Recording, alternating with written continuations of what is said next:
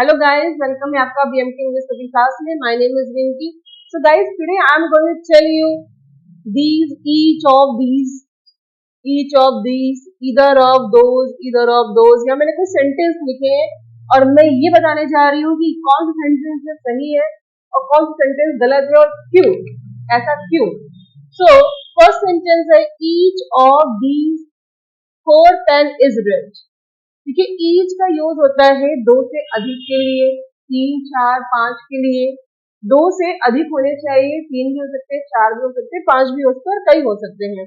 इधर का यूज होता है दो के लिए, दो में से एक के लिए. दो की बात हो रही है मगर उनमें से एक. ओके. और नीदर का भी यूज होता है दो के लिए मगर दो में से कोई नहीं. ऑलराइट. तो ईच ऑफ, ईदर ऑफ और नीदर ऑफ का यूज अगर सेंटेंस में सब्जेक्ट के रूप में हो रहा है तो इसमें जो हेल्पिंग वर्ब आएगी, हेल्पिंग वर्ब मतलब इज, एम, आर, ये सिंगुलर आएगी या प्लूरल आएगी. तो this I am going to tell you. तो जैसे यहाँ लिखा है each of these 4 pen is red, means इनमें से प्रत्येक पेन, इन 4 पेन में से प्रत्येक पेन लाल है. तो जब ईच ऑफ दीज, ये सेंटेंस जब ईच ऑफ से शुरू होगा तो जो इसकी हेल्पिंग वर्ब होगी वो क्या होगी, इज होगी, सिंगुलर हेल्पिंग वर्ब होगी. आपको सिंगुलर हेल्पिंग वर्ब का यूज करना है. तो ये सेंटेंस सही है. दूसरा सेंटेंस है each of these 4 pen are red, ये गलत है. यहाँ पर आप राउंड लगाएंगे, यहाँ आर नहीं आएगा, यहाँ पर क्या आएगा, सिंगुलर हेल्पिंग वर्ब आएगी. कौन सी हेल्पिंग वर्ब आएगी, सिंगुलर हेल्पिंग वर्ब आएगी. क्योंकि ईच ऑफ का जो यूज हो रहा है वो सेंटेंस में सब्जेक्ट के रूप में हो रहा है, इसलिए जो हेल्पिंग वर्ब आएगी वो सिंगुलर आएगी ना कि प्लूरल आएगी. ये वाला आपका सेंटेंस गलत है. दूसरा देखते हैं either of those 2 boys is studious. ठीक है. तो इन दोनों में, लड़कों में से कोई एक स्टूडियस है. तो कोई एक स्टूडियस है तो इसलिए भी जो हेल्पिंग वर्ब आएगी वो क्या होगी, सिंगुलर हेल्पिंग वर्ब होगी. देन ये सेंटेंस क्या है, सही है. इसको टिक मार्क करते हैं. दूसरा है either of these 2 boys are studious. अब देखिए ईदर का यूज जो होता है वो दो में से किसी एक की बात होती है. तो आर यहाँ पर लगा है तो आर बिल्कुल नहीं आएगा, भले ही यहाँ पर बॉयज है, मगर इसके साथ जो हेल्पिंग वर्ब आएगी वो होगी सिंगुलर. सिंगुलर हेल्पिंग वर्ब का यूज करेंगे, इसलिए ये सेंटेंस क्या है, गलत है. ठीक है. नेक्स्ट देखते हैं neither of you knows English, means इनमें दोनों में से कोई भी इंग्लिश नहीं जानता.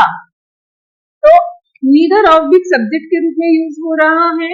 इसमें जो हेल्पिंग वर्ब आएगी वो सिंगुलर ही होगी. देखिए यहाँ पर एस लगा है, नोज, इसमें एस लगा है. ये सिंपल प्रेजेंट का सेंटेंस है इसलिए यहाँ पर एस लगा है और ये सेंटेंस बिल्कुल सही है. दूसरा है neither of you know English. ठीक है. तो यहाँ पर ये जो सेंटेंस है वो गलत है क्योंकि इसमें भी हम सिंगुलर हेल्पिंग वर्ब का ही यूज करते हैं.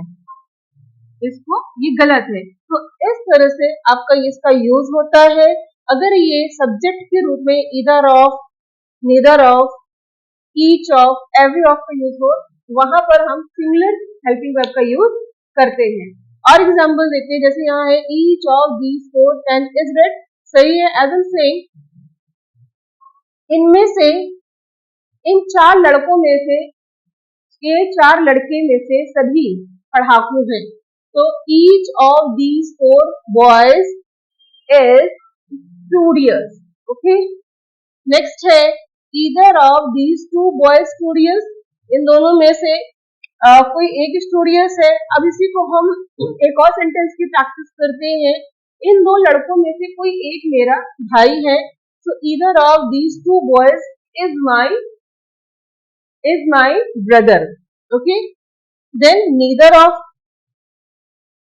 ऑफ यू नोज इंग्लिश, इनमें से कोई भी इंग्लिश नहीं जानता. सेकंड थिंग, इनमें से किसी ने भी पेन नहीं चुराया है.